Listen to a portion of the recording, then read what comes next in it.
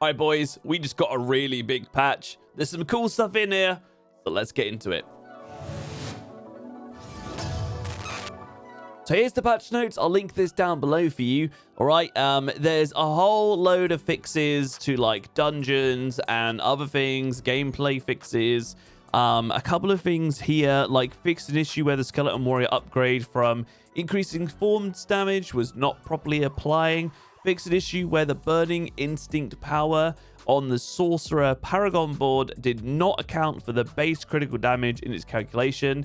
For example, with Sork, that is just the legendary node on the Burning Instinct board. As you can tell, I'm not going to go through all of this because we'll be here forever, and there's a whole load of stuff that's just like kind of minor and like I feel like bug fixes and things. There is some interesting stuff, so feel free to go through this stuff by yourself, but I'll go through all the main stuff, right? Local co-op, there's some changes there, some changes to quests. Changes to UI. One thing that I really like about here is like fixed an issue where a party member's HP bar would appear to be 0 if they left the vicinity of the party while not at full health. So hopefully we'll actually just see people's health bars just staying at full, but we'll see if it's fully fixed, because let's just say when it's like not at full health. We'll see what happens there. All right, there's a bunch of miscellaneous things to do with like clan and some other like multiple cutscenes. But the juicy stuff is here, boys. All right, juicy stuff is here. Gameplay adjustments and experience rewards. Significantly increase the experience awarded for completing nightmare dungeons, which is amazing. Apparently, it's about an 80% increase. All right, it's really significant. Significantly increase the experience gained from killing monsters in the nightmare dungeons. Helltide chests now provide substantially more bonus experience when opened. Significantly increased rewarded experience from completing individual whispers across the board. And fix an issue where no experience was awarded for completing the holdout style event that can occur after finishing dungeon objectives. Amazing, amazing, amazing. But that's not all. General Helltide roaming bosses will now more consistently drop higher quality loot. Amazing. Players can now teleport to nightmare dungeons directly through the map. I've actually just been in game. I've tested this. It does work. So between the experience boost and now you don't have to travel from nightmare dungeon to nightmare dungeon, you can level significantly faster. So yeah, nightmare dungeons now all the way to level. So it basically like doubles the amount of XP you can get, because the time saved plus the kind of like 80% gain. It's around about that figure. It's really good. It's actually really good. I'm very happy. All right, and then weekly bonus caches from world bosses no longer have a level requirement for just opening them. Okay. Now, we are currently working to increase the monster and elite density of endgame content and plan to introduce these changes early in season 1. That has been a gripe for a lot of people, including myself, apart from when I'm doing tier 100 nightmare dungeons, because obviously they're very difficult, so increasing the amount of density there is a bit nuts. But we'll see what happens with that. There are a load of buffs, so maybe we can find a build that's a bit easier. I'll go through some of these buffs in a minute. They're just down here, right? But yeah, if you're doing stuff kind of on eye level, this is going to feel great. So overall, I'm actually very happy with this, but for the extreme end game, I think it might make it even harder. Balance changes. Developer note, we're continuing our efforts to make all classes or all class builds feel fun and powerful with another round of balance updates. In particular, we've seen some community feedback stating that basic skills aren't impactful enough in combat. These changes will not change the fundamental relationship between basic skills and core skills, but we hope that they will smooth out the leveling experience while we explore additional ways to strengthen them. So maybe they'll change some of the like enhanced nodes or the extra nodes rather than just buffing the damage. Right. We're also increasing the power of some skills that players feel are lagging behind their peers.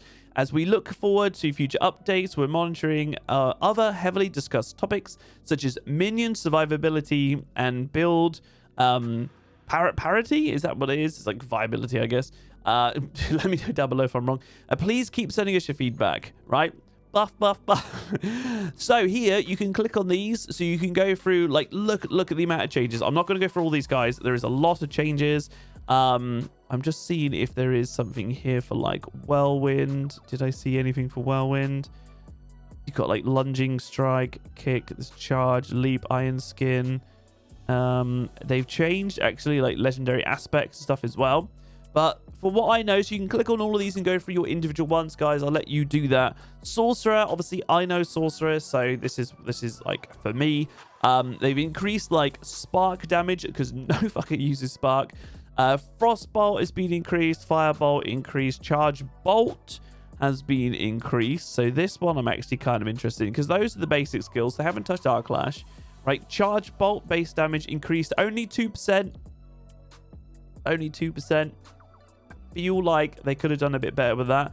Incinerate is still going to be bad, but base damage increased from 49% to 54%. Enhanced Incinerate damage increased by 15% to 25%. That's actually a 10% buff. It's quite big. And Greater Incinerate Immobilize requirement reduced from 4 seconds to 3 seconds. Fireball's mana has been reduced. This I like, paired with some of the other mana stuff coming up in a moment. Frozen Orb, initial base damage increased 32 to 36.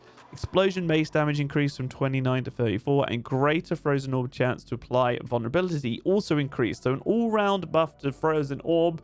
I still think this could use some more love. I still think you could use some more love. Okay. Blizzard, base damage increased from 120 to 130.